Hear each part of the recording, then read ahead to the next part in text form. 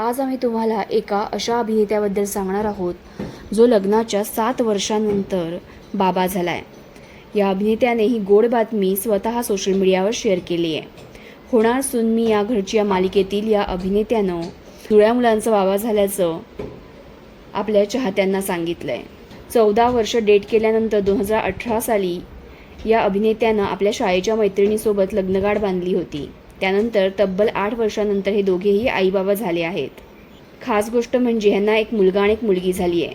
त्यांनी आपल्या मुलाचं नाव अद्वय ठेवलंय तर मुलीचं नाव आद्या असं ठेवलं आहे। हा अभिनेता आहे होणार सून मी या घरची मधला जान्हवीचा पिंट्या भाऊ म्हणजेच अभिनेता रोहन गुजर। रोहन गुजरला आजवर आपण अनेक लोकप्रिय मालिकांमध्ये विविध भूमिकांमध्ये पाहिलं आहे। रोहनने 2018 मध्ये त्याची मैत्रीण स्नेहल देशमुखसोबत लग्नगाठ बांधली आणि आता लग्नाच्या जवळपास 8 वर्षांनंतर हे दोघेही आईबाबा झाले आहेत।